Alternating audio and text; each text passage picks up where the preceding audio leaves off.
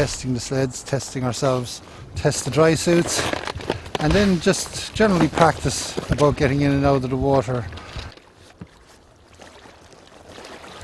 At the moment, the way global warming and climate change is occurring, it's a lot more likely now that we're going to have to swim a lot of the leads up in the Arctic. So this hopefully will allow us, instead of having to go miles and miles, heading southeast or west, that we can go straight and keep our bearing relatively north. The dry suit itself is a different type of dry suit than divers would use. It's very, very loose because we have to get it on and off our clothing very, very fast. The problems with it is that it does have the ability to take water in from the neck.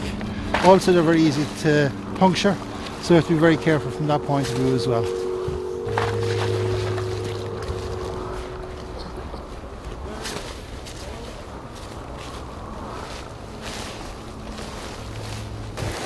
So John, is it more difficult to get out now that it's frozen?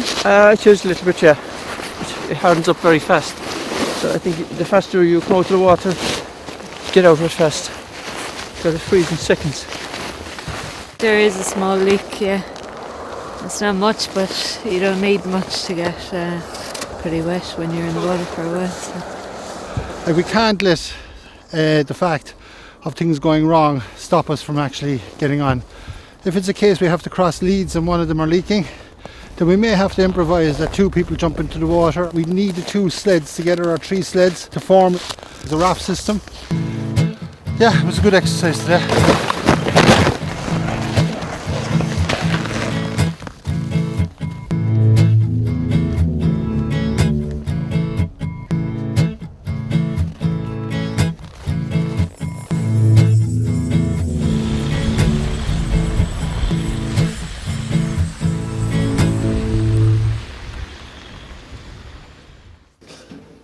On the 1st of March we're taking off to the North Pole, and we're going to ski from Canada to the North Pole.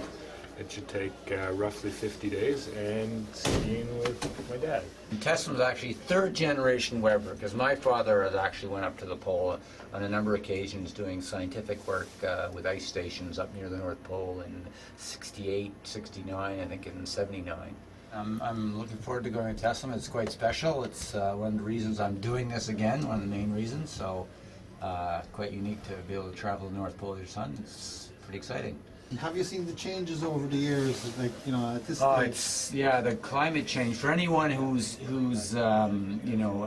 has any doubts, I don't know the cause, but boy, it's sure changed. It's not the same place as it was in the 80s and 90s. It's considerably warmer. The ice is visibly much thinner. It's changed the whole patterns of the ice and the way it looks. The ridges aren't as high anymore. The pans tend to crumple up more. In April it's 10 to 20 degrees warmer, which means a lot more fog. Actually fog, we never used to have fog in the old days, and much more overcast. The storms are much stronger and more frequent in April. So yeah, it's a very different place than it was in the 80s and 90s. Well, the Weber family are an amazing family, and I have been very, very lucky to have become friends of Richard and TESSUM, Josie and Hansen over the years, and he's bringing in a team there. He has 2 other people going with him, so therefore he's out on the ice and we're out on the ice as an Irish team on a separate party. But it's great. We've actually worked well together. We're chartering a flight that we're going to share the cost on. It keeps the cost down a little bit. And, the likes of himself and the likes of Borgie Osland, Eric Phillips, different people from around the world, have been so helpful, in us, in our preparations and in our and their general advice in going up to the North Pole.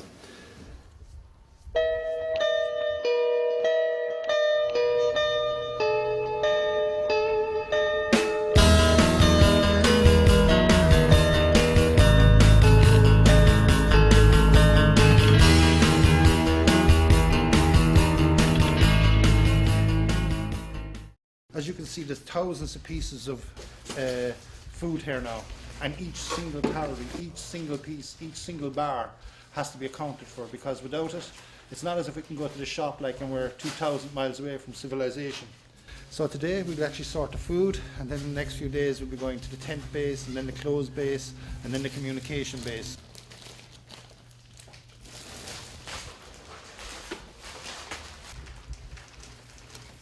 these are crisp rolls, and we're just plastering butter and peanut butter on them, so we're trying to get as many calories as we can onto a small amount really.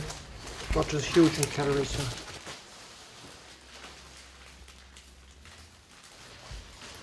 Clare has actually made out all our requirements. Because I'm a bigger guy, I need to eat more. I'll be burning something like 8,700 calories. And in relation to the diet that we have, it's completely carbohydrate based. Because of the fact we just have to get fat in, like we've literally like eating lards of butter. I suppose we've been working on it here and there over a year, just chopping and changing things and trying to find something that's palatable but calorie dense enough to work. What we have here so far is we have a dinner, about 800 calories, about 450 calories as a dessert, and then during the day, I suppose for comfort, we have a small bit of coffee, some tea bags to put in here yet, and energy drinks, plus one small bar of chocolate, just for a bit of luxury.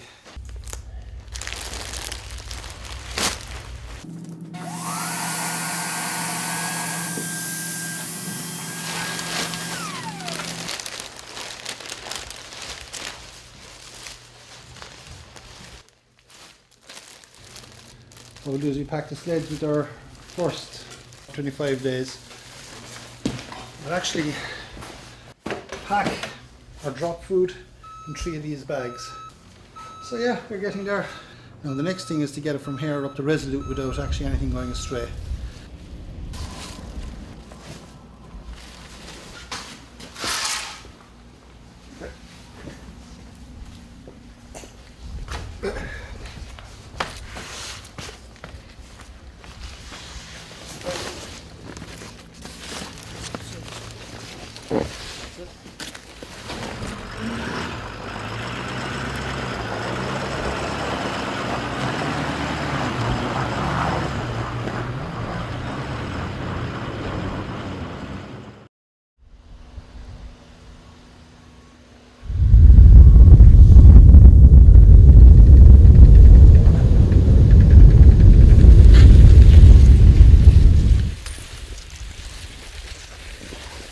And in Yellowknife we spent 17 days of packing, testing our dry suits, training.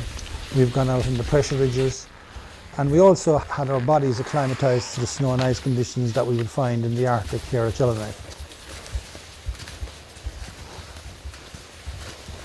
For what we're doing, you know, I have huge respect for the past polar explorers, for the people that actually, the likes of Borgie Osland, the likes of Richard Webber's, who have done amazing stuff. And you know, I just look up to them in awe for what they've achieved. And for what we're doing, it's our Everest. And it is a big Everest. And no matter what way we look at, you know, what we're doing. And we're a small team, you know, it is John, Clare and I, right? So we would have to actually work together to ensure a success in this one.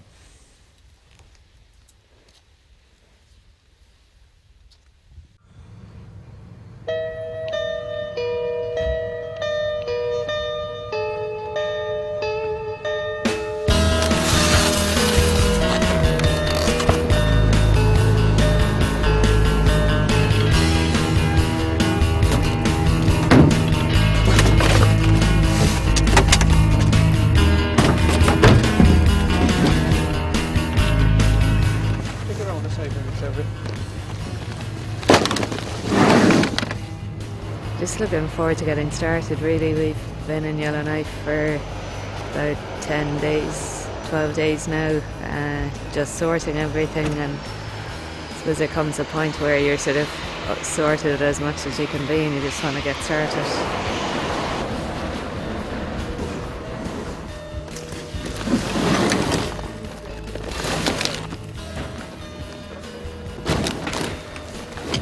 Well, this here is our drop. It's going to be parachuted in.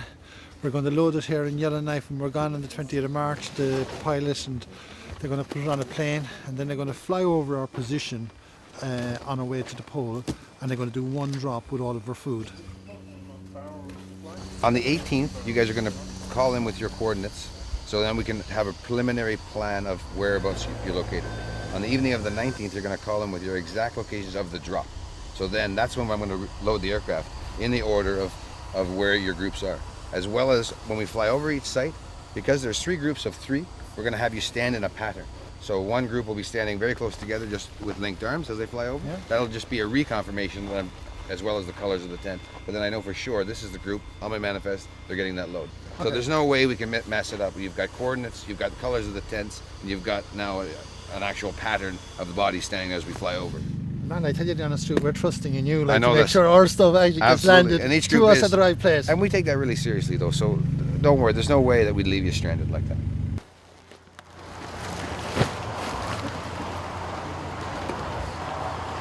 Darren, what's happening today? Are we caught? Yeah, it looks like it's blizzarding up there today. It's gusting 25 to 30 knots up there, and it's a quarter-mile visibility, so the snow's getting blown around with the wind, and so it doesn't look great for today. We'll see how it looks in the next hour, if the weather picks up or not, but the forecast doesn't look great, so it'll probably stay on the ground for today and hope for tomorrow morning. Okay, I suppose that's part of the Arctic travelling anyway. Yeah, that's what happens once the wind starts to blow. It whips the snow around and the visibility reduces to 0, and that's well, safety first anyway. Yeah, for sure, yeah. There's always going to be issues, you know, with the cold, and that things are going to go wrong, but I think as much as possible we've sort of anticipated what might give trouble and have a plan to deal with it.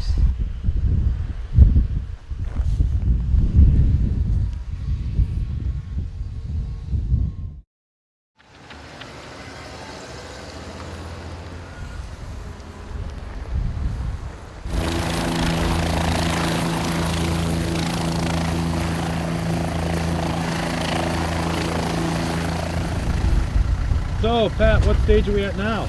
Well, hopefully we're going to get out today. We've been hanging around now for 2 days with all our gear sitting on the runway. It's all in the plane, so at least that's a good sign. We can see it being strapped in. The next thing is actually fly to Resolute, and we'll spend 2 or 3 days there, hopefully maximum, and then we're off onto the ice. So a bit concerned with the weather today, but the pilots have said, yeah, they're going to move. So that's great. We don't have to hang around Yellowknife anymore, even though it's been a lovely place. We'll be here soon. They said 3 o'clock.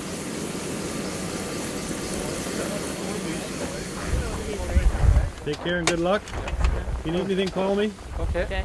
Cheers. Need more of that whiskey, just give me a call. Yeah, okay. Well, that's I'm looking it. forward to that. Hopefully the pole and back to Ireland, and all going well. Very good. Take care, Claire. Take care, Pat. Okay, Joe, I'll talk to you probably when I talk to you. Good luck.